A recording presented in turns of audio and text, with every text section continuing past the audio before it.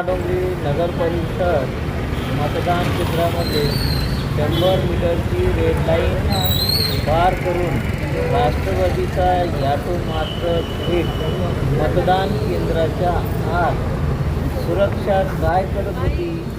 तसेच प्रभाग क्रमांक 9 मतदान खोलीमध्ये मतदान केंद्र प्रमुख खोली क्रमांक 5 मधील महेंद्र मूलचंद देवटे यांनी शालिनाताई भागवतकर यांना मतदान करताना ओळखपत्र म्हणून आधार कार्ड ऑनलाईनची प्रिंट चालत नाही, ते झेरॉक्स आहे असे म्हणून त्यांनी मतदान करू दिले नाही.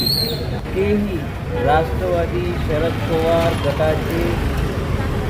गटाचे कार्यकर्ते आजपर्यंत बीजेपी